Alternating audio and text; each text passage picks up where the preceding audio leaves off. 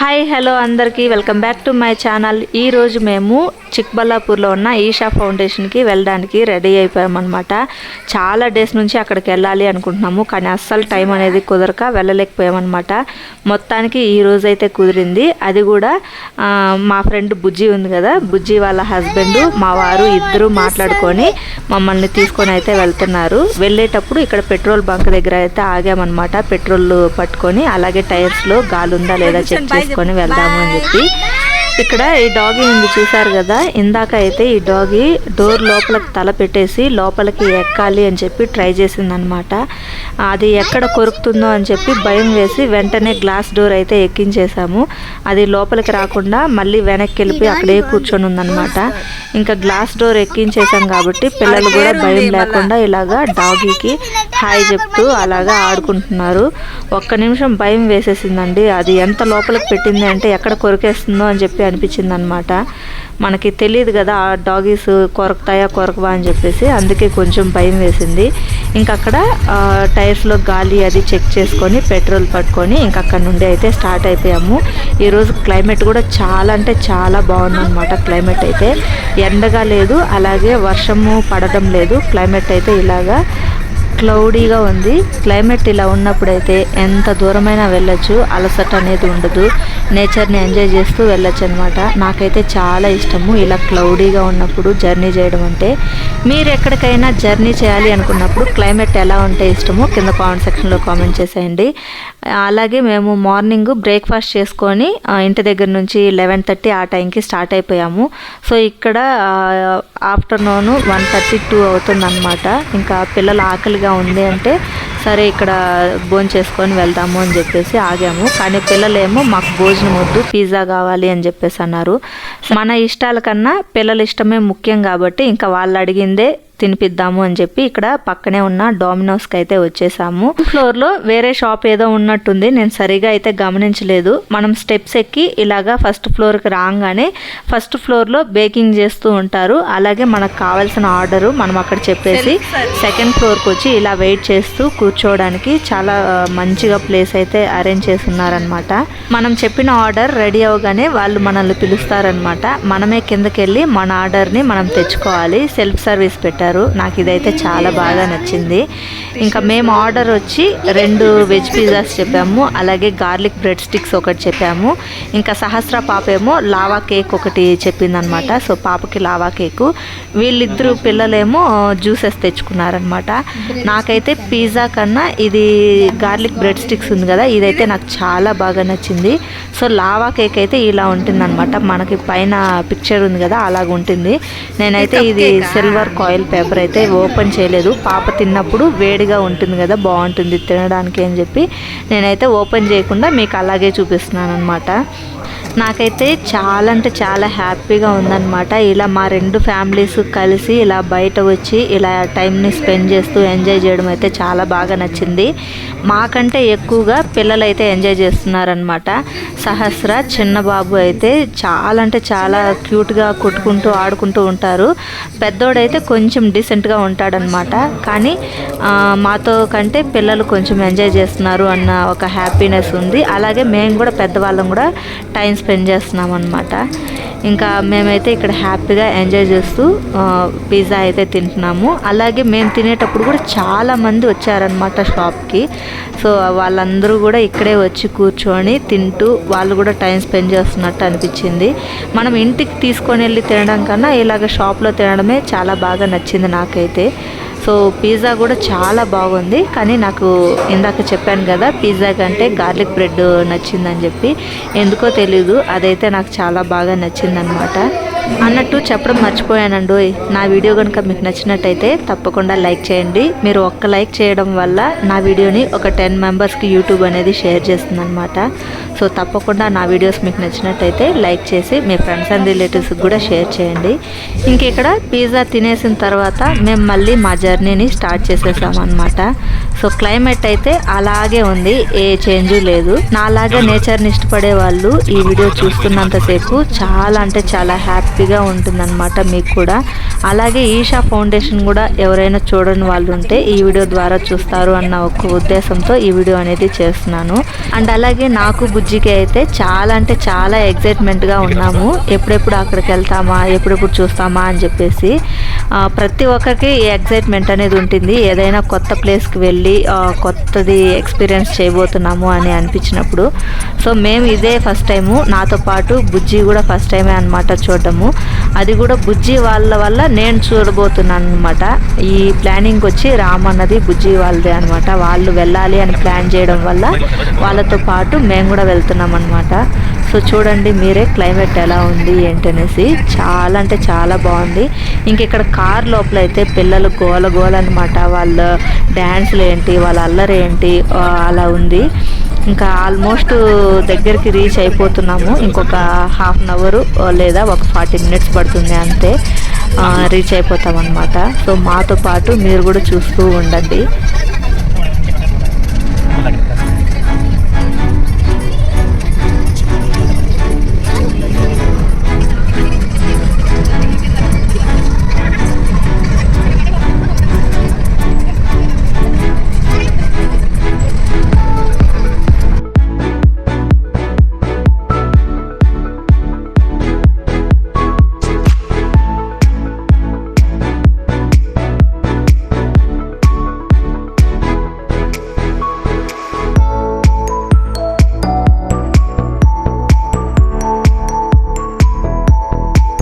మొత్తానికి ఈషా ఫౌండేషన్కి అయితే రీచ్ అయిపోయాము. ఇదే ఎంట్రన్స్. ఇక్కడ నుండి మనకు ఒక 10 minutes కొండపైకి వెళ్ళడానికి. మనకి పక్కనే హోటల్స్ కూడా ఉన్నాయన్నమాట. మనం ఫుడ్ తినకపోతే ఇక్కడ తినడానికి కూడా కొండపైన కూడా ఉంటుంది అన్నారు. సో కొండపైకి మనం ఇదే ఫస్ట్ టైం వెళ్తున్నాం కాబట్టి ఉన్నాయా లేదా అని చెప్పేసి అక్కడికి వెళ్ళిన తర్వాత చెప్తాను. చాలా అంటే చాలా బాగుంది. కొండ మీదకి వెళ్ళే కొద్దీ ఇప్పుడిప్పుడే లైట్గా ఎండ అనేది వస్తుందన్నమాట. ఇప్పుడు మేము ఇక్కడికి రీచ్ అయింది ఒక 3 o'clock అవుతుంది అనుకోండి. ఆ టైంకి రీచ్ అయ్యాము. ఇంక ఇక్కడైతే దారి పొడవుకు కొండే అనమాట. ఇక్కడైతే ప్రతి ఒక్కరూ కూడా దిగి వాళ్ళకి నచ్చిన ప్లేస్లో వాళ్ళు ఫొటోస్ అయితే తీసుకుంటున్నారు. మేము కూడా ఒక 10 నిమిషాలు ఇక్కడైతే ఆగాము, పిల్లలకి ఫొటోస్ అవి తీసుకుందాము అని చెప్పేసి. సో ఇక్కడ చూస్తున్నారు కదా, ఇక్కడ చూడండి ప్రతి ఒక్కరూ వాళ్ళకి నచ్చిన ప్లేస్లో వాళ్ళు ఆగిపోయి ఇలాగ ఫొటోస్ అయితే తీసుకుంటున్నారనమాట. మేము కూడా పిల్లలకి ఒక 2-3 ఫొటోస్ తీసుకొని మళ్ళీ స్టార్ట్ అయిపోయాము. ఫస్ట్ శివయ్య దగ్గరికి వెళ్ళి స్వామివారి దర్శనం చేసుకున్న తర్వాత మళ్ళీ రిటర్న్ వచ్చేటప్పుడు మనకు కావాల్సిన ప్లేస్లో మనం ఆగి ఫొటోస్ అనేవి తీసుకోవచ్చు అని చెప్పేసి మళ్ళీ స్టార్ట్ అయిపోయాము. మనకి ఇక్కడ నుండే శివయ్య దర్శనం అయితే అయిపోయింది. చాలా అంటే చాలా బ్యూటిఫుల్గా ఉంది ఇక్కడ నుండి చూస్తుంటేనే. ఇంకా దగ్గరికి వెళ్ళి చూస్తే ఎలా ఉంటుందో తెలియదు మరి. సో చూసారు కదా ఎంత బ్యూటిఫుల్గా ఉంది అని చెప్పేసి. కొండల మధ్యలో చాలా ప్రశాంతమైన ప్లేస్లో ఇలా శివయ్య దర్శనం చేసుకోవడం చాలా అంటే చాలా బాగుందండి. అలాగే ఇక్కడ పిల్లలు ఎంజాయ్ చేయడానికి స్కేరీ హౌస్, ఇంకా అలాగే పైన ఏవో స్నాక్స్ తినడానికి అలాగ హోటల్స్, బజ్జీల బండి ఇలా అంతా కూడా పెట్టుకొని ఉన్నారనమాట. మేమైతే ఇక్కడ ఎక్కడ ఆగలేదు, నేరుగా శివయ్య దర్శనం దగ్గరికే వెళ్ళాము. శివయ్య దర్శనం దగ్గరికి వెళ్ళినప్పుడు మనకి ఎంట్రన్స్ ఉంటుంది కదా, ఎంట్రన్స్ దగ్గర మనకి నాగులతో చేసిన శిలలు అయితే ఉంటాయి. అక్కడైతే మనము ఎటువంటి ఫొటోస్ కానీ వీడియోస్ కానీ ఏమీ క్యాప్చర్ చేయకూడదు. ఇంక ఇక్కడ లోపలికి వచ్చిన తర్వాత ఇక్కడ మనము శివయ్యకి జలాభిషేకం అయితే చేయొచ్చు అనమాట. సో ఇక్కడ కూడా వీడియో తీయకూడదు అన్నారు, బట్ వాళ్ళకి తెలియకుండా నేనైతే క్యాప్చర్ చేశాను అనమాట. మేము కూడా స్వామివారికి జలాభిషేకం చేసి స్వామివారి దర్శనం చేసుకొని ఇక్కడైతే వచ్చి కూర్చున్నాము ప్రశాంతంగా. మనము అభిషేకం చేయడానికి ఇలాగా రావి కలశం చిన్నది యూజ్ చేస్తాం కదా, అది వాళ్ళకి మళ్ళీ ఇచ్చేయాలన్నమాట. అలా వాళ్ళు తీసి పక్కన పెట్టేసుకుంటూ ఉంటారు. ఇంకా అక్కడ స్వామివారి దర్శనం చేసుకున్న తర్వాత ఇలా పైకి అయితే వచ్చామన్నమాట. ఇంత దగ్గరికి వచ్చి స్వామివారిని చూస్తుంటే స్వామివారి ఫేస్ అనేది మనకి క్లియర్గా కనబడటం లేదు. నాకు అప్పుడు అనిపించింది స్వామివారిని దగ్గరగా చూడటం కంటే కొంచెం దూరం నుంచి స్వామివారిని చూసాము అంటే స్వామివారి పూర్తి దర్శనం మనకి కలుగుతుంది కదా అని చెప్పేసి. సో అక్కడ ఒక 5 నిమిషాలు టైం స్పెండ్ చేసాం అంతే. మళ్ళీ మేము కిందకైతే వచ్చేసామన్నమాట. సో కింద నుంచి మేము స్వామివారిని చూస్తూ ఉంటే చాలా అంటే చాలా ప్రశాంతంగా అనిపించింది. సో చూసారు కదా ఇలాగా ఇది వీకెండ్ కాబట్టి జనం చాలా మంది ఉన్నారు. సో నార్మల్గా వీక్ డేస్లో అయితే కనుక ఇంతమంది జనం ఉంటారో లేదో నాకైతే తెలీదు. మేము సండే రోజే వచ్చాం కాబట్టి ఎంతమంది జనం ఉన్నారో చూడండి. సో అస్సలు సంద్ అనేది లేదనమాట, అంతమంది జనం ఉన్నారు. ఇక్కడ పిల్లలకి ఏమైనా తినిపిద్దాము అని చెప్పి ఇక్కడ నుండి మళ్ళీ మేము పైనే ఒక హోటల్ ఉందన్నమాట, సద్గురు వాళ్ళదే హోటల్ అది. సో అక్కడికి వెళ్దాము అని చెప్పేసి మేము అక్కడికైతే స్టార్ట్ అయ్యాము. సో చూస్తుంటే చాలా అంటే చాలా ప్రశాంతంగా ఉందండి. ఎంతసేపు కూర్చున్నా కానీ అస్సలు తనువు తీరదన్నమాట. ఇంకా కొంతసేపు ఉందాము అనిపిస్తుంది. నేను బుజ్జి అయితే చాలా అంటే చాలా హ్యాపీ అనమాట. చాలా మంచిగా అనిపించింది మా ఇద్దరికి అయితే. ఇందాక ఇంకొక చిన్న తమాషా జరిగిందండి. మీకు దూరం నుంచి నేను ఇక్కడ స్వామివారిని క్లియర్గా చూపించాలి అని చెప్పి వీడియో తీస్తున్నాను కదా, మేమే ఫొటోస్ తీసుకుంటున్నాము, సహస్రాని ఫోటో తీయలేదు అని చెప్పి నన్ను కూడా తీయత్తా ఫోటో అని చెప్పేసి అడుగుతుందనమాట.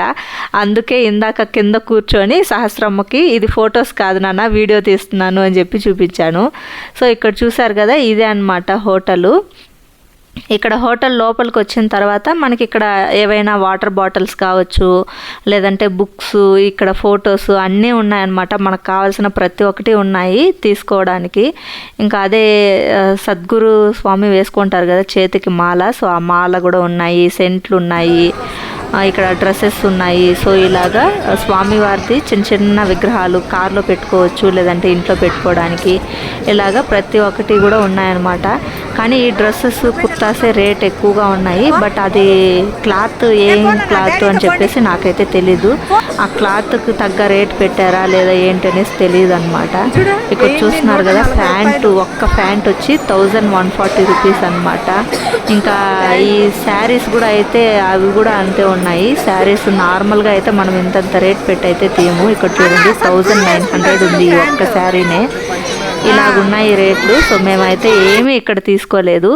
ఇంకా ఫుడ్ అయితే చెప్పనవసరం లేదు. ఒక్క రాగి దోశ 90 రూపీస్ అంట.